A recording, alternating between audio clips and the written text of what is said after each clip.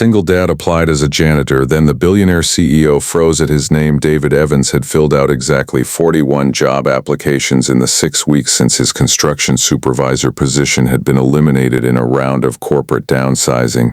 41 applications, 4 callbacks, 0 offers. So when a listing for a janitorial position at Kessler Tower, the sleek, glass-walled headquarters of Kessler Global Holdings, popped up on his laptop at 11 p.m., he applied without hesitation, without ego, without a second thought about how far it was from the supervisor role he'd held for 6 years. He had 4 kids at home. Pride wasn't a luxury he could afford. His wife had passed away 3 years earlier, an aggressive cancer that took 18 months to steal her from him and their children, Ava, 14, the twins Noah and Caleb, 11, and Sophie, the baby of the family, at 7, who barely remembered her mother's voice anymore except through old phone videos David played for her at bedtime. Before that, before civilian life entirely, David had spent 8 years in the U.S. Army, 2 combat deployments, an honorable discharge with a knee that ached every time it rained.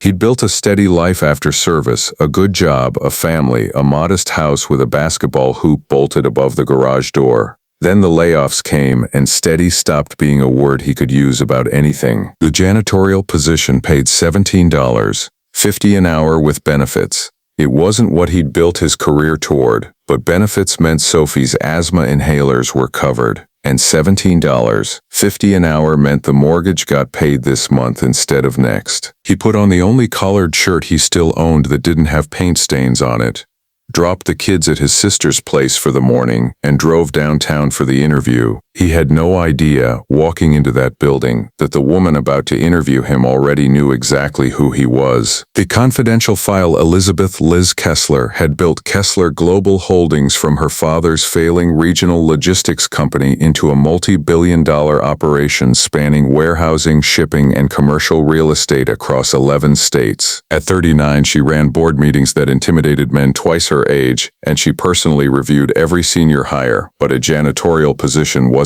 typically something that crossed her desk at all.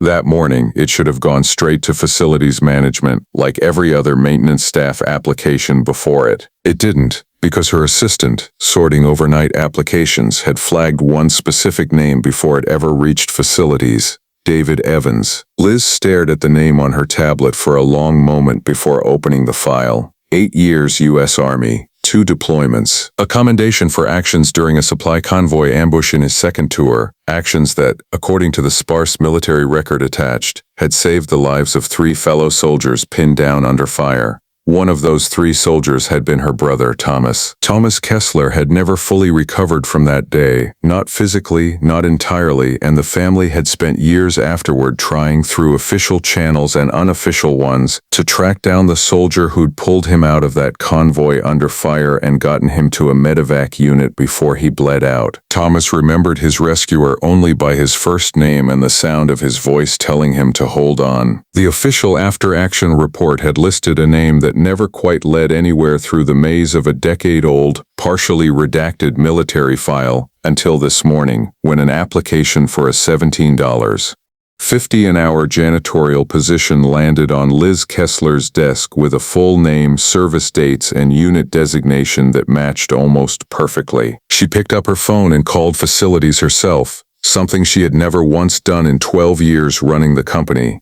Send the janitorial applicant, David Evans, to my office. Personally, I'll conduct that interview myself.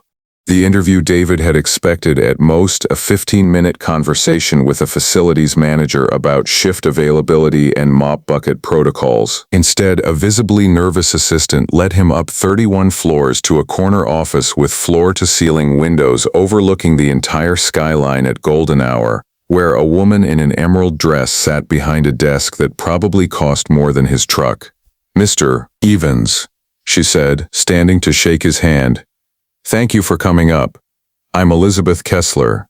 David had done enough interviews in his life to recognize when something didn't add up.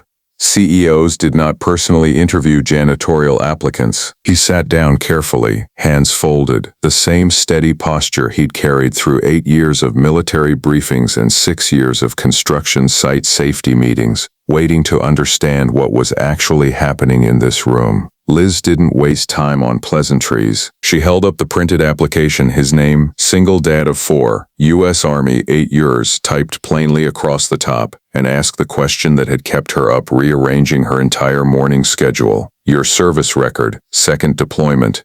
There was a convoy ambush, supply route, early morning, 3 soldiers pinned down under fire before extraction. She watched his face carefully. Do you remember that day? David went very still. It wasn't a day he talked about, not with his kids, not with his sister, barely even with the VA counselor he saw twice a year out of obligation more than need.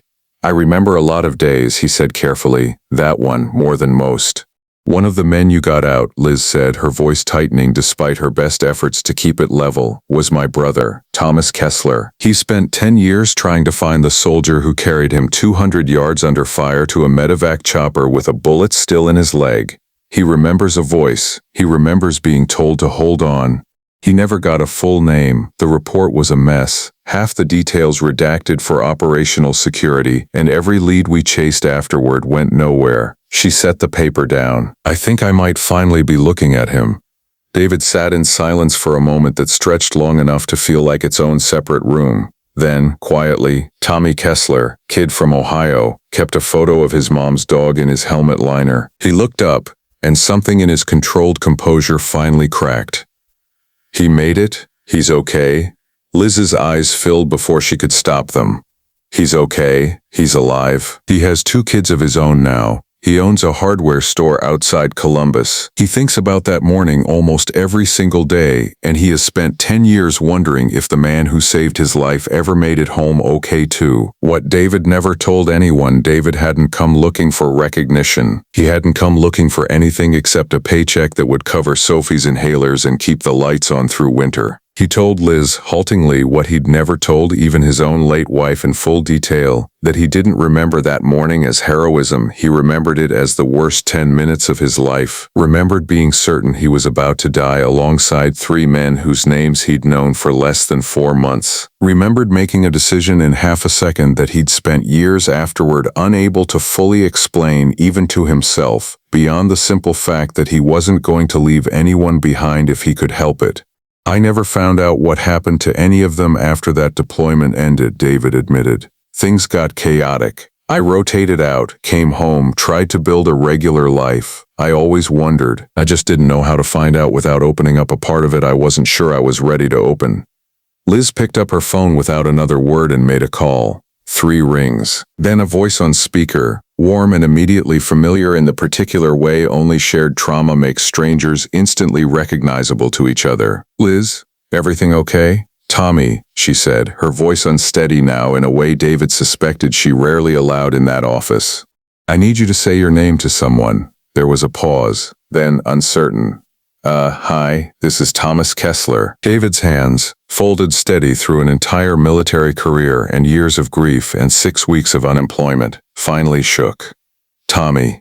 It's David. David Evans. The silence on the other end lasted only a second before it broke into something that wasn't silence at all, a sound somewhere between a laugh and something rawer, a voice saying his name over and over like it was the answer to a question he'd stopped expecting to solve. After the interview, David did not become a janitor at Kessler Global Holdings. Liz Kessler, once she'd composed herself enough to return to business, made him an offer on the spot. Director of Veteran Workforce Initiatives, a newly created position overseeing a hiring and support program for military veterans across all 11 states of Kessler operations, a program, she admitted, that had existed only as an unfinished proposal in her strategic files for over a year, waiting for the right person to actually run it.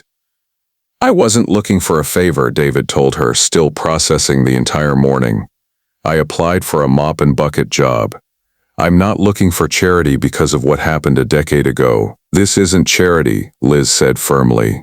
This is me finally having a reason to build something I already knew this company needed. You'd be doing the job because you're the right person for it, a veteran, a father who understands what it costs to hold a family together through hard years, someone who knows exactly what these applicants are going through because you were one of them 6 weeks ago. The fact that you also happen to be the reason my brother came home is not a job qualification. It's just the reason I finally opened this file myself instead of letting it sit in a drawer another year.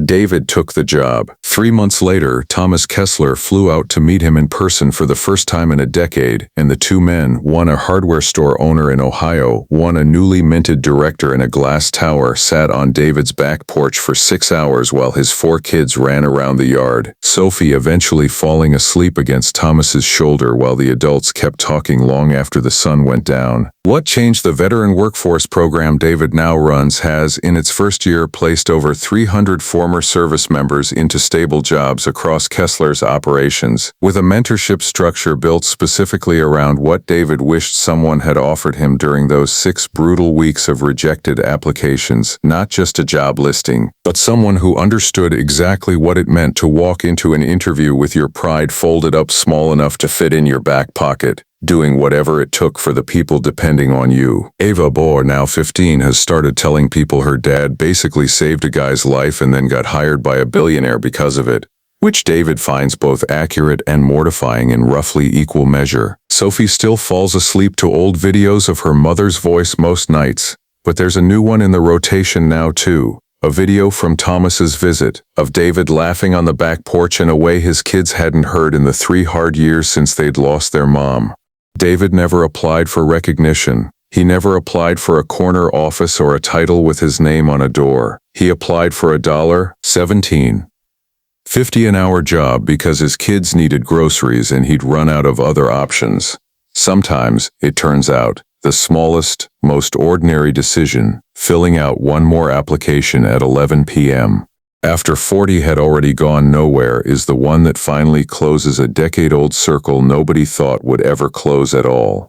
If this story moved you, you're not alone. Sometimes the people who show up for others in the hardest moments never expect anything back, and sometimes, years later, it comes back to them anyway. Like, subscribe, and tell me in the comments, do you believe good things eventually find their way back to good people?